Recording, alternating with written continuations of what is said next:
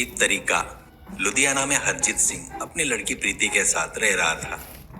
प्रीति 18 साल की थी।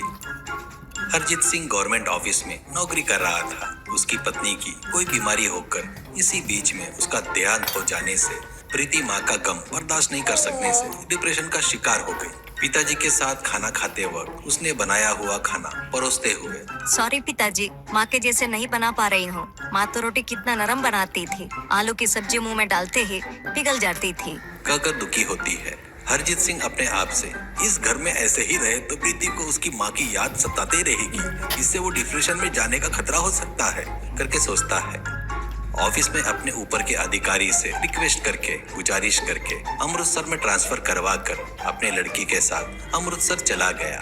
अमृतसर जाने के बाद प्रीति थोड़ा ठीक हो जाती है पर उदास रहती थी। एक दिन प्रीति पिताजी वहाँ से लाए हुए पूरे फोटो पेटी में ही रह गए। उसमें से अपने फैमिली के फोटो सभी दीवार पर टांगने के लिए खिला ठोक रही थी। खिला दीवार में घुस ही नहीं रहा है। कैसे पिताजी? तो हरजीत सिंह, ये दीवार कंक्रीट की दीवार है बेटी, खिला नहीं घुसेगा। मैं ऑफिस से आते वक्त दीवार में छेद करते हैं ना, दीवार में खिले ठोकने वाले को लेकर आऊंगा करके। वैसे ही अगले दिन अमर सिंह बोलकर एक व्यक्ति को लेकर आता है। वो पूरे फोटो गिनकर 12 खिले का ड्रिल करना है ऐसा कहकर अपने पान से दीवार में छेद करना शुरू करता है। प्रीति पिताजी से, पिताजी, लुधियाना में अपने घर के सामने रहने वाली आंटी ने फोन किया था पिताजी, एड्रेस पूछ रही थी। अगले महीने अमृतसर आ रहे हैं सुना है, वो अपने घर में आने वाले हैं करके बोलती है। ये बात सुनकर दीवार में ड्रिल कर रहा अमर सिंह, आप लुधियाना से हो क्या सर? हमारा भी लुधियाना है, वहाँ पर हमारे पिताजी की लेथ मशीन की दुकान है। मुझे मेरे मामा के यहाँ रखे मेरे पिताजी ने। मेरे मामा बड़े भवनों में ड्रिल करने का कॉन्ट्रैक्ट लेते रहते हैं। मुझे काम सीख लो करके यहाँ पर भेज दिए पिताजी ने, कहकर बात कर रहा था। हरजीत सिंह, हाँ हाँ, अच्छा, ठीक है, अपना काम करो, कह रहा था। यहाँ पर मेरी मामी को खाना बनाना बराबर नहीं आता सर। हमारे गांव का खाना क्या था सर? हमारी माँ खाना कितना मस्त बनाती थी और उसमें सरसों का साग तो कितना जबरदस्त बनाती थी कि मुंह में डालते ही घुल जाता था। एक बार गलती से मामी जी को बोला था, उन्होंने बनाया देखो सर, कुत्ते भी नहीं खाते वैसा बनाया था करके बता रहा था। हरजीत सिंह अपनी लड़की की तरफ देखता है। प्रीति को उसकी माँ की याद आने लगती है। वो चुपचाप रो रही थी।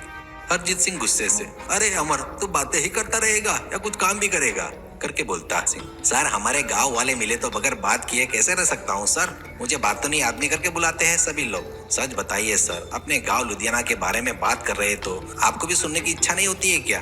खुद का गाँव सर, खुद का गाँव करके कह रहा था। प्रीति आंखें पोंछकर, बताओ और अपने गाँव के बारे में बताओ ऐसा कहती है। अमर सिंह डबल उत्साह से, ये हुई ना बात, आपको लड़की को भी पैदा हुए से गांव की याद आ गई। याद आए बगैर कैसा रहेगा सर? ऐसा कह रहा था। तो प्रीति, अरे वो सब तो ठीक है, सरसों के साग के बारे में बता रहे थे ना। मेरी माँ तो सबके जैसे सरसों के पत्तों के साथ सिर्फ पालक की सब्जी ही नहीं, चौलाई की सब्जी भी डालती थी। अब प्याज बोले तो करके प्रीति बड़े उत्साह से बता रही थी। अमर सिंह, प्याज क्या, सबके जैसे बड़े बड़े टुकड़े नहीं, राउंड में काटकर इतना सारा मक्खन पकड़े सब्जी में डालकर बस थोड़ा चुटकी भर हिंग डाले तो क्या रहता है। मेरी माँ तो गेहूं की रोटी के साथ खाने को कहती थी, पर मुझे तो ज्वारी की रोटी के साथ ही पसंद था करके कहता है। प्रीति, तेरा मुंह, मेरी माँ तो मक्के का आटा हाथ चक्की पर पीस कर रोटी बनाती थी। उसमें डुबा कर खाए तो सरसों का स्वाद तो अमरूद जैसा लगता था, पता है क्या? ऐसा कहती है। हरजीत सिंह अपनी लड़की को अच्छे मूड में आ रही देखकर खुश होता है। तो उतने में अमर सिंह तो फिर अभी अपनी माँ के हाथ से रोज सरसों का स्वाद बनवा कर कहता है। तो तुरंत प्रीति अपने डिप्रेशन वाले मूड में आ जाती है। पर अमर सिंह वो सब ध्यान नहीं देते हुए, ये माँ लोग होते हैं ना, तुम देखो उनके हाथ से कुछ भी बनाए तो जबरदस्त बनाते हैं करके कहता है। सरसों का साग मैं भी बनाता हूँ पर अपनी माँ के जैसा नहीं बना सकता करके कहता है। तो प्रीति, सरसों का साग तुम बनाते हो क्या? मुझे तो नहीं आता है बनाना, ऐसा कहते ही उदास होकर। तो अमर सिंह डबल उत्साह से, अरे कोई बात नहीं जी, ये काम होते ही मैं जाकर सरसों के पत्ते, पालक, चौलाई के पत्ते और मक्का सब खरीद कर लाता हूँ और बनाता हूँ, खाकर देखना, एकदम जबरदस्त रहेगा ऐसा कहता है। इनकी बातें सुन रहा था तो उसको भी ताज्जुब होता है। फिर दीवार पर टांगने के बाद अमर सिंह को पैसे देकर, तेरे हाथ से बना सरसों का साग खाने की मेरी इच्छा हो रही है रे, जाकर सामान खरीद कर ला ऐसा कहता है।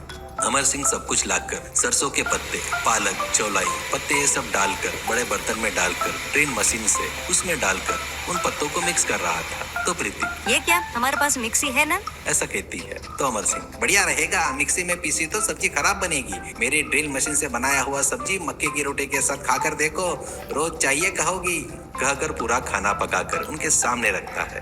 हरजीत सिंह, आ तू भी बैठ जा, तीनों मिलकर खाएंगे, ऐसा कहता है। तीनों लोग खाना खा रहे थे। प्रीति को फिर से आंखों में पानी आ जाता है। अमर सिंह, अरे क्या हुआ, अच्छा नहीं बना क्या, अच्छा नहीं बनाए क्या, ऐसा कहता है। तो प्रीति, अरे नहीं, ये सब्जी बिल्कुल मेरी माँ बनाती थी ना, वैसा ही है, माँ की याद आ गई, ऐसा कहती है।